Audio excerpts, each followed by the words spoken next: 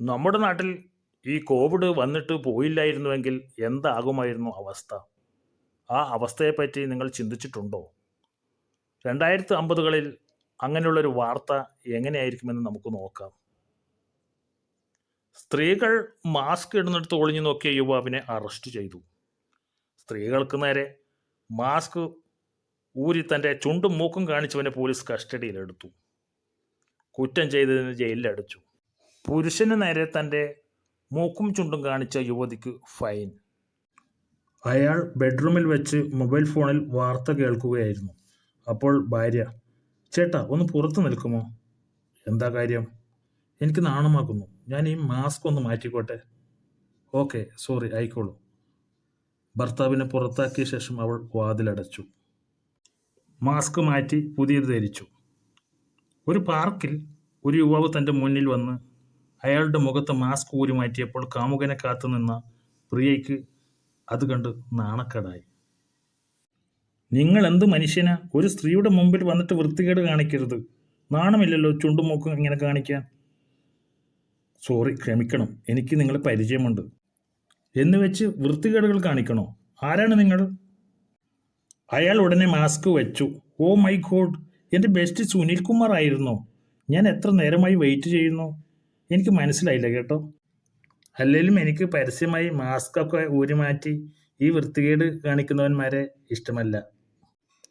ഒരിടത്ത് പെണ്ണിനെ കണ്ടുവന്ന അച്ഛനും അമ്മയും ചെറുക്കനോടും, അവൾ മാസ്ക് ഒന്നും വെക്കാത്ത അഴിഞ്ഞിട്ടക്കാരിയല്ല, നല്ല കുട്ടിയാ. അവരുടെ തറവാട്ടിൽ എല്ലാവരും മാസ്ക് ധരിക്കുന്നവരാണ്. ആ പാരമ്പര്യം മതി നമുക്ക്. നീ അതിനെ തന്നെ കെട്ടണം കേട്ടോ. വേറൊരിടത്ത് ആ പ്ലസ് ടുക്കാരൻ ഇൻ്റർനെറ്റിൽ വീട്ടിൽ ആരുമില്ലാത്ത സമയത്ത് മൂക്കിൻ്റെയും ചുണ്ടിൻ്റെയും ചിത്രങ്ങളുള്ള സൈറ്റിൽ കയറി രഹസ്യമായി നോക്കുകയാണ്. പലതരം മൂക്കും ചുണ്ടും കണ്ട് അവൻ വികാരഭരിതനായി. അപ്പോഴേക്കും അവൻ്റെ കൂട്ടുകാരൻ വന്നു. നിനക്കൊരു കാര്യം അറിയോ? അവൾ കാണിച്ചു. എന്തോന്നാ? വീഡിയോ കോളിലൂടെ അവളുടെ മൂക്കും ചുണ്ടും.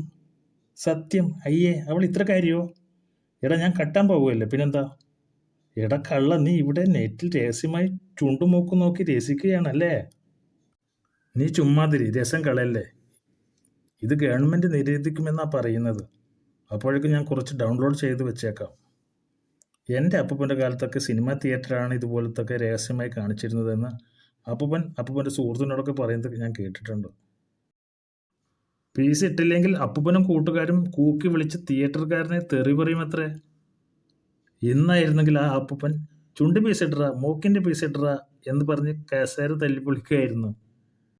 അതേടാ, ഇപ്പോൾ നമ്മൾ മറച്ചു വെക്കാത്ത ഒന്നിനും കൊള്ളാത്ത ഈ ജെനിറ്റൽ ഓർഗൻസ് ഒക്കെ പണ്ട് മറച്ചു വെച്ചത് കൊണ്ടായിരിക്കും അതൊക്കെ കാണാൻ പണ്ട് കാലത്ത് ഇത്ര ആകാംക്ഷ ഉണ്ടായിരുന്നത്.